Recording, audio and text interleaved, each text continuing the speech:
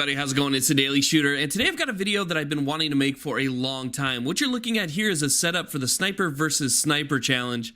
Now, keep in mind, I've never been in the military, I haven't been trained, I'm not a sniper in any way.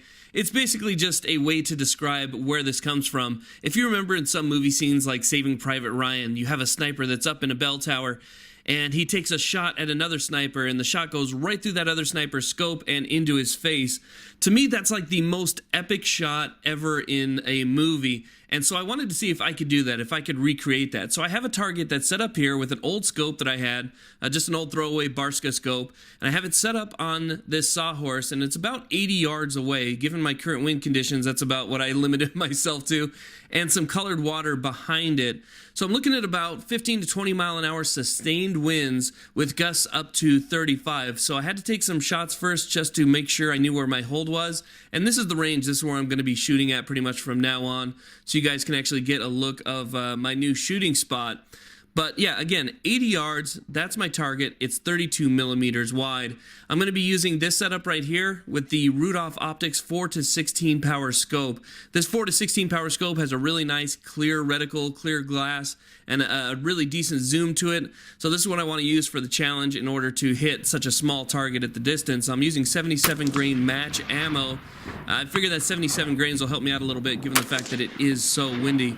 So after basically a few practice shots on a target that I have just below my other target, figure it's time to take my shot. So here we go, send it down range.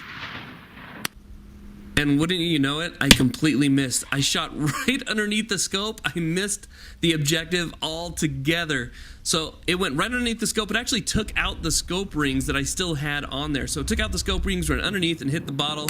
So I'll try this one more time. I'll send another round down range and see how it goes. You can see I have a different view here. And there it goes. It goes right through, but it does come out the bell housing. So I figured, you know what, I'll just finish this thing off with a couple more shots. See if I can hit it 32 millimeters at about 80 yards. And it was a lot of fun. So we'll go ahead, we'll head down there, we'll take a look at the target and see exactly what happened, whether or not we made it through the entire thing or not. Now, this was an old throwaway scope, but it had some pretty thick glass. It was a 3 to 9 by 32 millimeter Barska scope. So as we get up here, you can kind of see exactly what happened. You can see where the wood split, where it hit just underneath on that first shot, and you can see where the bullet ran along as it went down. But you can see right there, I pretty much just hit the bell housing of the objective lens. One of my shots, my first shot, actually did kind of bulge out the center where it looks like I was really close but just off. I actually had to hold off target. I held 3 inches off target windage and 3 inches off target elevation. So I wasn't actually pointing at the target, but it was still a lot of fun. I wanted to see if I can do it. Maybe I'll try again in the future when there's not so much wind, or maybe you guys can even try it too and submit your video as a response. I'd love to see it.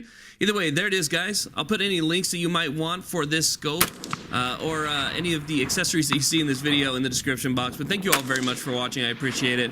Please like, subscribe, don't laugh at me, and have a great day.